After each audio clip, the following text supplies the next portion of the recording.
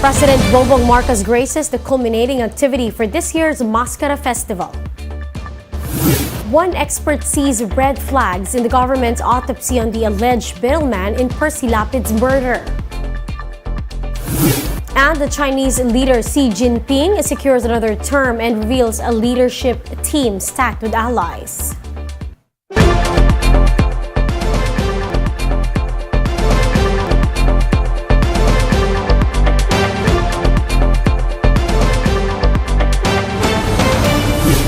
Fast, focused, and fearless. Here's a roundup of stories we're watching now. I'm Riza Diaz. We begin the newscast with President Bongbong Marcos attending the 43rd Mascara Festival in Bacolod City. In a speech during the culminating event, Marcos Jr. said he is delighted to join the celebration as it indicates the return to pre-pandemic activities. With this, he added that the country is now ready to welcome back visitors. The president congratulated the city for staging what he described as the most successful Mascara Festival in history. Prior to this, the president led the distribution of assistance to various sectors in Talisay City. Meanwhile, his wife, First Lady Liza Araneta Marcos, earlier led a tree planting ceremony. Pinakita ninyo dito sa pag-celebrate ng Mascara Festival sa buong Pilipinas at sa buong mundo na tayo dito sa Pilipinas ay nakabalik na, tayo ay babalik na sa ating dating ginagawa na pagandahin at pataasin ang ekonomiya ng Pilipinas. The Tourism Department logged record-breaking sales leads at the 21st Philippine Travel Exchange event. The department said it was able to collect over 172 million pesos in sales in 2 days. Tourism officials see this as a welcome development and a sign of recovery in the sector following 2 years of COVID-19 restrictions. Meanwhile, the Labor Department says the Philippines will host the 27th ASEAN Labor Ministers meeting this week. Labor ministers and senior officials from the 10 ASEAN member states will be in the country from October 25 to 29. Dialogues will also be held in the ASEAN Plus 3 partners, namely China, Japan, and South Korea. Leaders will identify possible cooperations to improve employment and the standard for workers. We'll be back with more stories after the break. Keep it here on One News.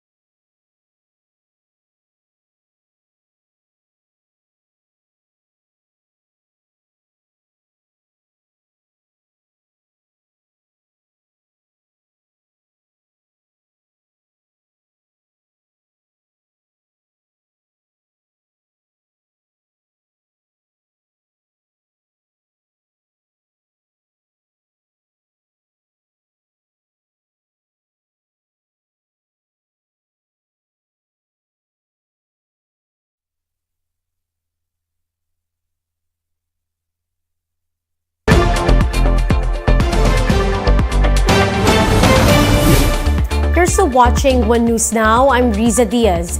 The camp of Percy Lapid is set to request an independent autopsy on the alleged middleman in the killing of the broadcaster. JC Cosico has the report. Negative for COVID-19 and with no apparent signs of external physical injury. These were the initial findings of the autopsy conducted by the National Bureau of Investigation on the body of June Globa Villamor.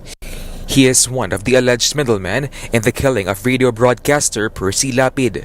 In a memo, NBI Medical Legal Officer Marivic Villarin Floro, the leader of Task Force Villamor, said there was no gunshot wounds. The paraffin test, which could indicate if he had fired a gun, also yielded negative results. Instead, Villamor was found to have suffered from a heart hemorrhage. On the possibility of ruling out foul play, Justice Chief Boying Remulla emphasized that the doctor must be consulted first. Meanwhile, the family of the slain broadcaster is not convinced with the results. If it shows that there is no injury, that it suggests any foul play, yes, we believe that there was foul play. Their camp will request forensic pathologist Raquel Fortun to conduct an independent autopsy. In an interview with One News The Chiefs, Fortun said she is willing to do so if there is consent. All we need actually is a consent. But I see that as a problem. Like the Mabasa family, they're not supposed to be the ones granting the consent for an autopsy, not their relative. So maybe there's an authority out there who would request for it. We sometimes do that, for instance, court yun.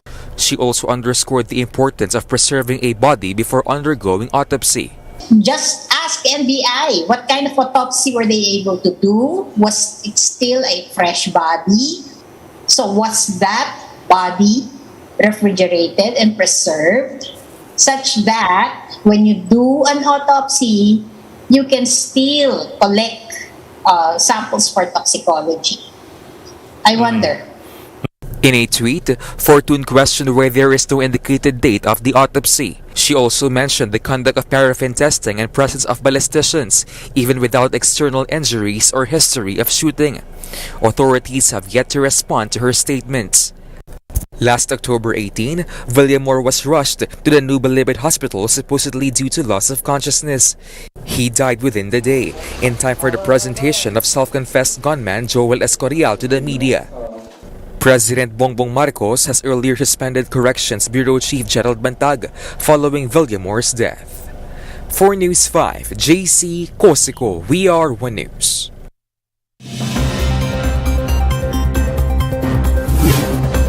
Chinese President Xi Jinping has secured a historic third term, further cementing his control over the ruling Communist Party.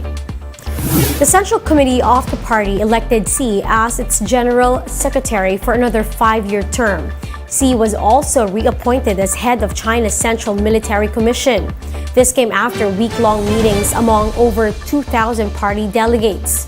Xi's core leadership has been endorsed, while some former rivals were forced to step down.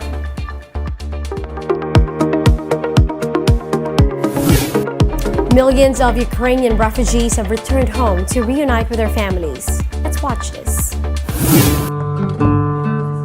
These tango dancers are residents of Irpin and Bucha in Ukraine. They've returned home after fleeing the war. The two towns just outside of Kiev became synonymous with mass graves and human rights violations by Russian troops, who retreated from the area in April. The dancers are mostly women, who are coming back to reunite with their husbands, send kids to school, or find jobs. They say that the dance classes help them feel a little bit more normal.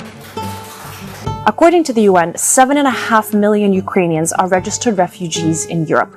But 1.3 million Ukrainians have returned home, joining millions more who are displaced within the country. Many of those returned to Kiev and its surroundings, where they said it felt relatively safe until the start of this month, when Russia struck civilian targets in the largest missile attacks since the start of the war. But the UN says that the biggest reason people are returning is not because of Ukraine's perceived safety, but simply because people are running out of savings and means to stay abroad. Jobs are scarce and salaries are low. Half of Bucha's businesses remain closed or are readjusting. Families are broken, and the town's bullet holes and destroyed buildings are serving as constant reminders of the war. However, for 2 hours twice a week, these dancers find therapy in tango. And for more updates, visit News 5, The Philippine Star, and Business World Online. Visit our website, onenews.ph, for more in-depth analysis. You can also catch One News on Signal Play app.